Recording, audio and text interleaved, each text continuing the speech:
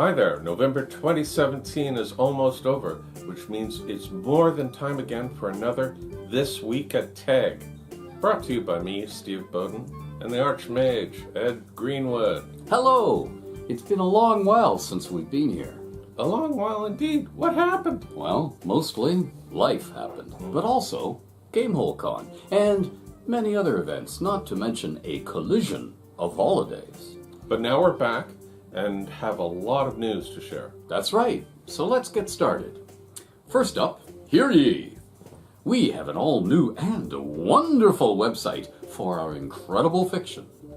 It's www.onderemporium.com, which should be a lot easier to get to than our previous site, where we've been having the giveaways. There's a link in the description below. This website has a new host, which our tech heads tell me makes it much faster, plus a brand new design, layout, and payment options. That's right, it's not just limited to PayPal anymore. Now, in addition to payment by PayPal, we take most major credit cards, including American Express, Discover, and Diners Club, independent of PayPal, plus Bitcoin and Apple Pay. And we'll be adding more functionality as we go on. We've also made the site work so you can search by pretty much anything you can think of. Want only Helmaw stuff? You can search for it. Want all works by a single author? You can search for it. Want all of our short stories and nothing but short stories? You can search for that. We are going to be putting all of our foreign language prose versions on the site as well, all in those languages for easier searching. You can also see if there is an applicable coupon for a product-specific sale right there on the products page. And you also get reminders in your cart if any coupons apply to your purchases.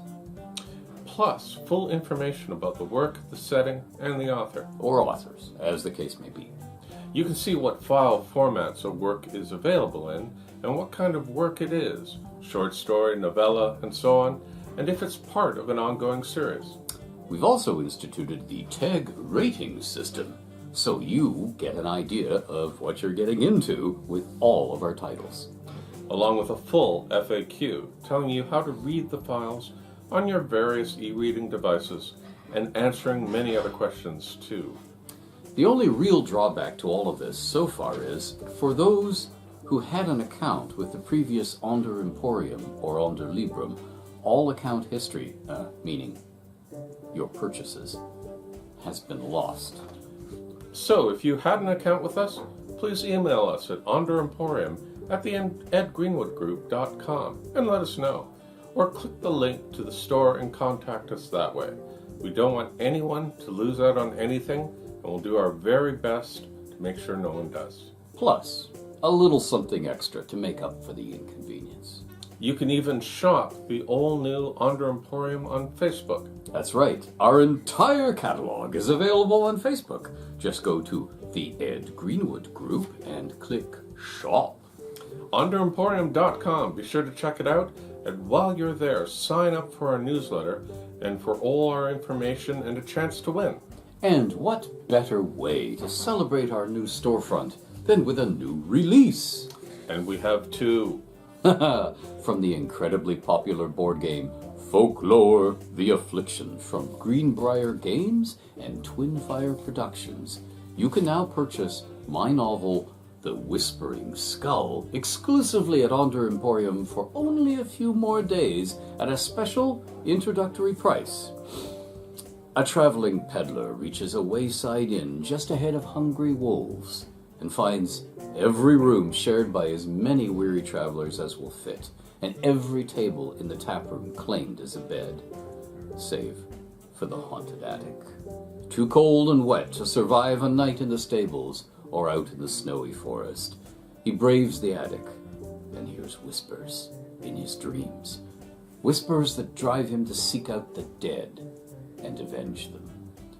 Whispers that will be part of his probably short life henceforth, as the skull floating at his shoulder talks on. And along with it, the short story Black Alithe by Nicholas Fife, who is not only the lore guardian for Folklore of the Affliction, but one of the game's contributors as well. By the pricking of my thumbs, something wicked this way comes. Black Alithe is ostracized by the people of Kreml, feared as a witch and forced to live in the shadows of Old Palios, that most ancient and arcane edifice of ancient knowledge. But when a creature's shadows and lies comes to Kreml, she may need the people who shun her far more than they need her. As it happens, Nick Fife and I had an interesting discussion regarding witches. So, Nick, Folklore of the Affliction, a family-friendly horror setting with a vaguely medieval Renaissance time period in a fictitious area of Europe, and you're the lore guardian for Folklore of the Affliction. So, tell me about what lights your fire when it comes to Folklore of the Affliction. What I really like about Folklore is that it has a little bit of a unique take on some of the same Eastern European myths, where they've taken things that everyone would be familiar with, werewolves, vampires, and then they've reinvented their origins and reinvented some of the specifics. So you still have a mix of the familiar and the new. And speaking of familiars, that sort of makes us lean towards witches. It does. And tell us about Black Alithe. Is she a witch? Is she not a witch? Black Alithe is widely believed to be a witch, but in the land of Kreml, that doesn't mean a whole lot, because everyone from someone who has some psychic powers to someone who just dabbles a little bit in sorcery or the occult, as far as the people of Kreml are concerned, they are all witches. Which witch is which? Now, the true witches are ones who have... I am so sorry. I thought I turned this up. True witches are ones who have created a pact of power with a demon. And so in return for their service, they are given magic. It's kind of the easy way to magical power, or to greater magical power. All occultists very slowly trend towards the dark side of magic in their quest to gain more power, because power is addictive. Not as a drug, just, people... Power corrupts. Power corrupts. So what you get is just little by little, because they're using that power for themselves, which is what sets it aside from divine magic, which comes from the creator and does not come from inside. Or in the case of sorcery, is not ripped from another source of power. And so they start trending towards, there's the temptation for witchcraft. And that is what the story Black Alithe is all about, is the temptation of witchcraft when something goes wrong, or when the power that a sorcerer, sorceress, or other occultist, when the power they have is insufficient. So where does Black Alithe go from here? Or is that the whole? That is the entire point of the story, is to find out where Black Alithe is going to go from here. And actually, we are going to have a bit of patron involvement at some point in the next couple months, where our readers, they'll be able to read the short story. They'll be able to play a short board game adventure based in the Folklore of the Affliction board game. And then they get to go online and they get to vote and tell us which direction we would like to continue. They would like for us to continue her story in. So fans of the setting, readers, actually get to influence the setting directly. They will. Yes. Excellent. Cool. Well, and that is a really cool start for Folklore of the Affliction. And right now, Buy The Whispering Skull, the first folklore novel, and get the short story Black Alithe absolutely free. Just use the code BLACKSKULL at checkout. This offer is for a very limited time, so be sure to grab your free copy of the short story while you still can. This sale ends Friday, December 1st. But enough of selling things for now. Right at the beginning of November, several TEG creatives and I went to GameholeCon in Madison, Wisconsin. The ultimate gaming convention. You got some video footage, didn't you? We did indeed. Take a look.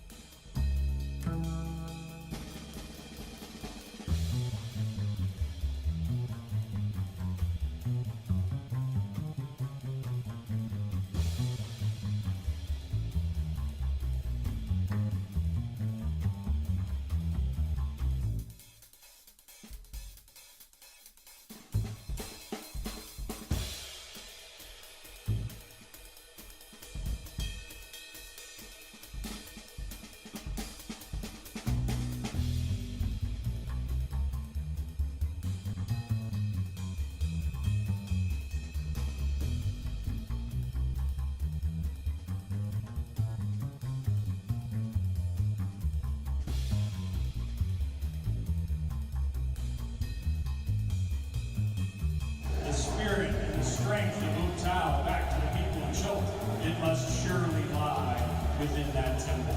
And so that is where you must go, beginning now.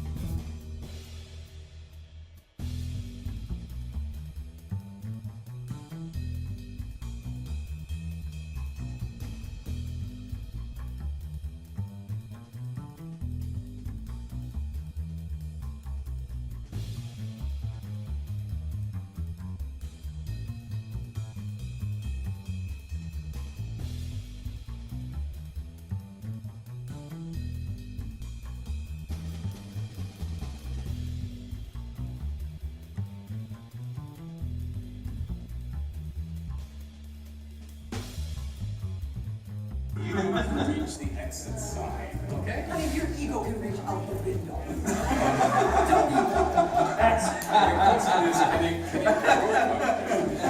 is no good. Okay, so, hi folks. I don't want to waste any more of our precious time. No, we're going to waste the next hour on you, but I mean, so let's get going. This is a panel on the beginning of the Forgotten Realms.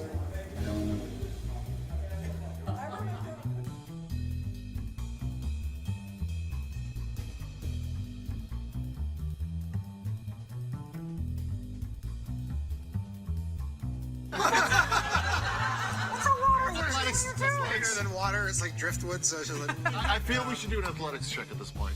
Oh, sure. Oh, yes. Well, in that case. Race is on. Aw, 11. You suck dice. Murphy's wants it. There you go. Our tank is going to take this. 10. I got a 19. Oh, you're in this too? Undead hunter. Right. What's that? Our tank is about to grab it, and then Gud's like, yoink. I just got yoinked. Actually, And I like, you got yoinked good. Oh, You just stole a sunblade from Ed Greenwood. I'm living my best life, Tom. My best life. Only the best.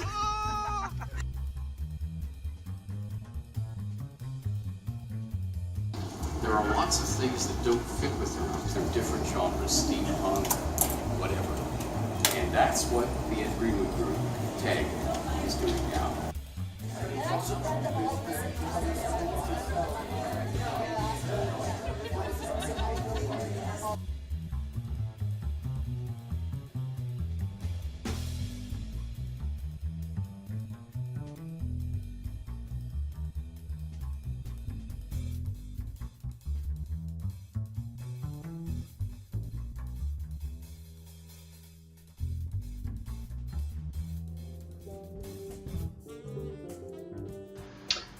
So here I am in my hotel room at GameholeCon in Madison, Wisconsin. Pleasantly weary after another too long night of seeing friendly gamers, my friends that I see at every GameholeCon, and making new friends, because this is a really nice, relaxed, wonderful con where we play games, we hear about new games, we buy games, we talk about games, and then we go and eat. And then we do it again. It's wonderful. I love this. Why can't we live our entire lives like this? I don't know. But anyway, here I am in Madison, and it's great, and I intend to go on doing this for years to come. This year, at GameholeCon, I have brought the TEG crew, or as many of the TEG crew who could tear themselves away from running the planet elsewhere on Earth, to be here at GameholeCon. So, we are debuting some TEG fiction for the Folklore the Affliction setting. And we are talking to people about TEG games, and we're generally having fun, because that's what you do at a convention. And that's what we're doing here at GameholeCon. Catch you later. And next year, we will have more events, more prizes, more games, and a lot more fun planned. Can't wait. Since it's been such a long time since we've last spoken to you all, I thought we would do a bit of an extended Forgotten Realms segment. Well, you've all been patient today, so we have a reading from All Things Through the Bright Flames and a Realms Q&A.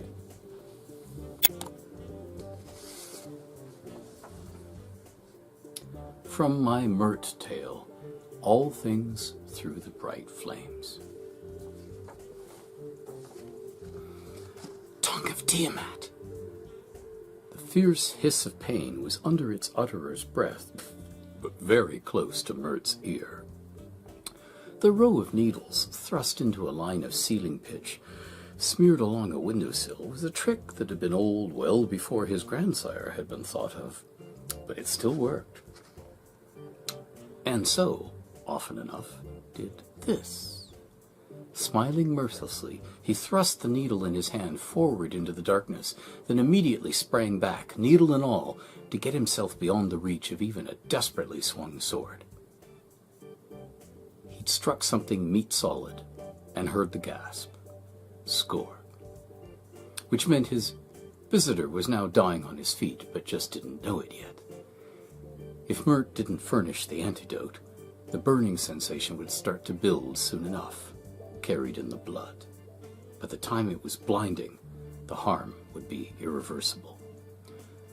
So, because he was essentially a fair man, he told the darkness gruffly, "You are now a dead man, so put down your weapon, and I'll give us light, and we'll talk." Then he flung himself sideways again, in case the unseen intruder hurled something at where his voice had come from. Nothing came, just a hissed curse, Boron Makar, which was southern slang that meant, more or less, rut roughly with a duck. Perhaps southern ducks felt differently about such things, but Mert found himself amused rather than angry, and curious, too. Had that been a feminine voice? All right. You're a dead woman. Weapon! He heard the clatter of a dagger on the floor. Then silence. And your second one? Silence. More silence. And then a second dagger hit the floor. Mert moved as soundlessly as someone with his bulk and wheeze could. The third? He got only silence this time. The third? Garl Rook! Progress. He'd advanced to being ordered to have relations with a dead goat. With a sigh, Mert unhooded his night lantern, sidestepping away from it in the same movement that opened it. The woman across the room, by the window she'd come in through, was glaring at him in full-blown hatred, and the sword she'd failed to let go of was raised behind her head for a two-handed fling. Yet she and Mert both knew he was far enough away to avoid it if it came whirling at him. Then he noticed that she was already leaning against the wall for support, and sagging even as he watched. Raven black hair, brown eyes, dusky skin, of local heritage. Young, agile, and someone he'd never met before. From the dark wind? She looked surprised, then nodded. You were hard to find. Mert shrugged. I don't need luxury, nor the false security of inns for wealthy outlanders. One room with a chamber pot and a window that opens. I know you weren't here to kill me, so... The sword was down now, pointing at the floor. A certain man wants to meet with you. An Eris Bralak? Fleeting surprise, again, though she tried to hide it. Tailmonder told you? Mert shrugged. He didn't have to. If your master wants to meet, tell him I am happy to receive him. But tell him to come by the door, and leave Garlacker and all flambles at home. Will I last long enough to tell him that? If you promise not to attack me, Mert replied, and I feel like trusting you. I promise. There was a dullness in her voice already. She let go of the sword, just letting it topple from its point and clatter. Mert tossed a needle to the floor in front of her. Prick yourself with that, he told her. Be sure to draw blood. She did, falling when she bent over for the needle and deciding to stay sitting on the floor. Wise of her. Some 40 breaths later, she'd fallen over to lie on her side. But after another 40 breaths, she was up again and moving as if nothing at all had ever happened to her. I'll convey your words, she said, looking at the window in its row of waiting needles, then turning to the door. He's right outside, isn't he? Mert asked, nodding at the door. She bent and retrieved all of her weapons before telling him over her shoulder, yes, and opening the door. There were indeed men outside, 6 or 7, or more. Grim faces and black leather. Was there a local deal on black leather with straps and buckles? It certainly looked impressive, but in this heat... They entered the room like a raiding band, fast and spreading wide, with weapons up and menacing. Mert sat down in the room's lone chair and said, So, you heard my demands. He made it a statement, not a question. The soft-voiced man, who was clearly in command, stared at, or through, him for a moment with clear and colorless eyes without replying, then said, out of the side of his mouth, Bro, outside. What? Only that one word, but the anger behind it made it land like a hard punch. The soft-voiced man transferred his stare to Bro Garlacker, but said not a word more. After a long silence, Garlacker whirled around with a wordless growl and left the room. That colorless gaze swung round to Mert again. It was like staring into the empty eyes of a soulless man, an unhesitating killer. Iltrim Glavrath? Aye, Mert confirmed flatly. And you joined the Thaith earlier today as Tailmonder's new advisor. Aye, Mert repeated. I am Aneirus Bralak. You might call me Tailmonder's chief competitor. Mert nodded. And just as I am wise enough to realize your value, your contacts in Waterdeep for one thing, I hope you are wise enough to see that Ormpur can in the end hold only one Thaith, and it will be mine. Tailmonder was formidable. I am formidable. I believe I am wise enough, Mert agreed, as calmly as if he hadn't been surrounded by 5 glowering Thaith thugs in dark leather who bristled with drawn weapons. Good. Then we can talk. So I see killing you outright as a waste, when a fair offer of coin could redirect your talents and make you an asset, rather than something I must regrettably eliminate. I am always open to offers made by those I respect, Mert replied. The leader of the Dark Wind smiled. That's good to hear. So, how much is Tailmonder paying you? 30 gold coins in my fist for joining, and a 16th share of all takings from tomorrow dawn onwards. Bralak lifted an eyebrow. You must be like brothers. Well then, what would you say to a ruby the size of your thumbnail for joining, and a 10th share of all our takings to continue to work for Tails Thaith, but to give your first loyalty to me, and regular reports about all I asked, conveyed by Jalis, whom you've already met, instead? I would call that most generous, Merce said sincerely, and would accept. Do you want me to call you Lord? Bralak's sudden grin lit up his face. If it pleases you, or just Bralak, or Nyrus. Catch! Though Mert hadn't seen him extracted from a pouch or anywhere else, there was suddenly something small and faceted in Bralak's hand. He tossed it. Mert caught it just before it hit the floor. The ruby, as large as promised. I'm more successful than Tailmonder, Bralak said smugly. Welcome to the winning side. So, what's my first duty? Beyond reporting on the doings of Tails Thaith. Proving your loyalty, which you'll do by killing the merchant Alman Uldru, and then killing a man you know who goes by the name of Bearthru Tailmonder. A simple enough matter.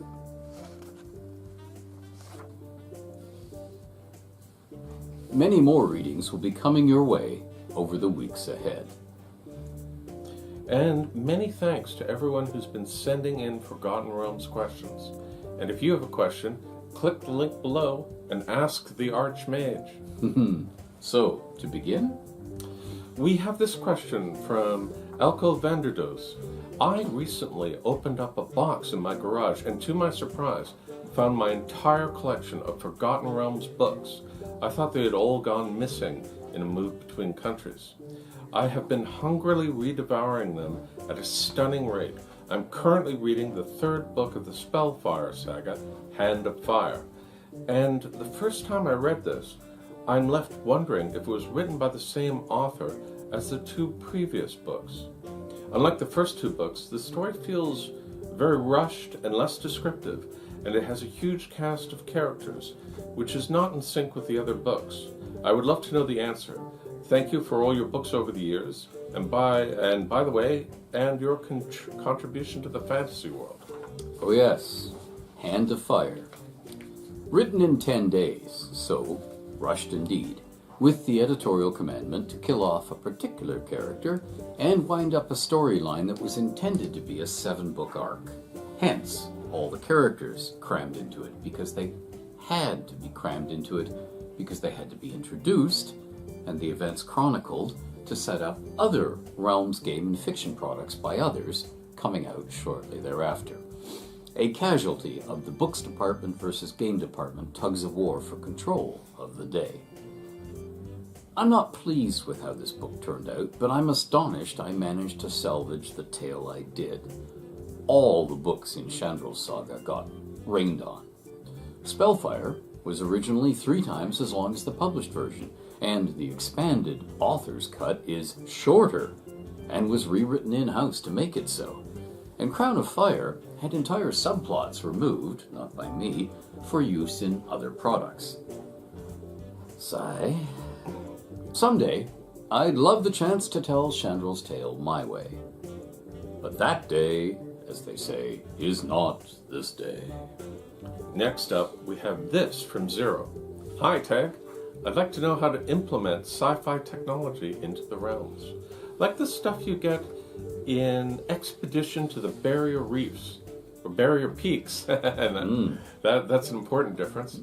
Is there any of this futuristic stuff already in the realms, or do I have to introduce it? What kind of impact will technology cause to the realms? I know the gods control technology advancement. They don't allow firearms, for instance. Thanks. There's a lot of high-tech SF-null stuff already in the realms, yes, in canon. And I wrote some long ago Dragon articles that covered firearms in the realms. Gunpowder doesn't work, but smoke powder does. Like magic items, firearms get pounced on by powerful villains and by rulers. Sometimes those are the same thing. So they're far more heard of in legend than actually seen.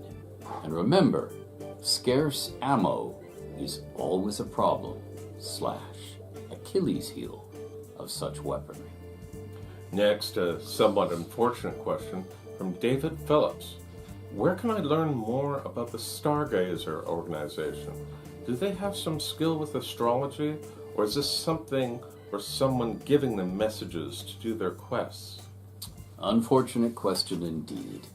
There's an NDA in place on this right now, so I'm afraid you'll have to wait and watch for mentions in official Wizards of the Coast publications. Here's one you can answer from Samuel Shupp. Sir, I am in a campaign right now where my bard, Cleric of Soon, has had a bit of a bad time of things. She contracted werewolf lycanthropy and has changed into a werewolf once so far. Soon has blessed her and her comrades over and over during a horrible summer. But would one of her priestesses becoming a werewolf become a bridge too far for the goddess to forgive? Amora, the priestess, has lost her parents, her unborn child, and has seen friends and crew members of her ship slaughtered and murdered.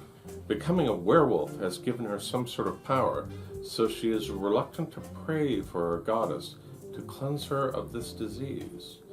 If you were the DM, or this were your character, how would you reconcile, from the goddess's point of view, lycanthropy?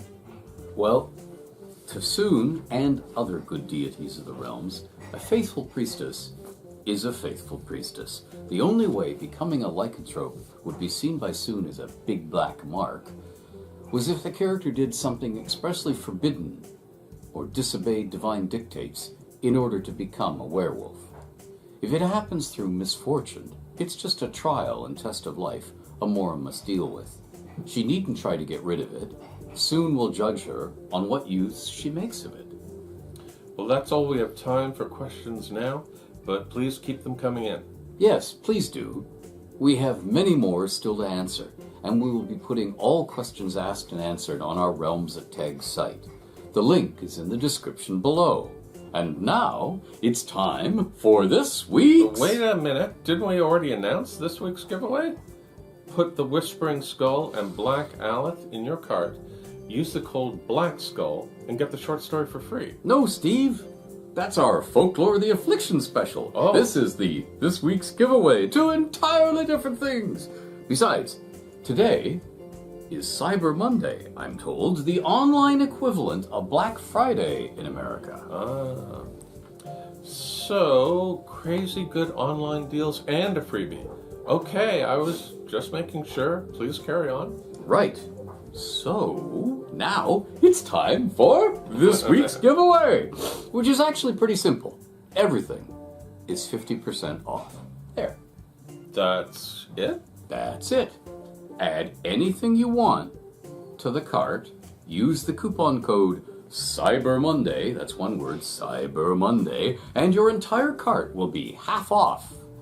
But Ed, what if I want to use the Black Skull coupon? Oh, Steve, use them both! The holidays are coming upon us. We have a brand new store, and we did take rather a long break. So I thought this would be a good way to take care of it all in one fell swoop. So I can buy the Whispering Skull, use both coupon codes, and get the novel for half price and the short story for free. Yep. That's pretty simple, all right? And simple is good. So there you go. There you go. And that ends this week's This Week at TEG. If you haven't already, please be sure to like, subscribe, and click the little bell so you get notified whenever we put something new up. Thank you for watching. See you next week. Bye.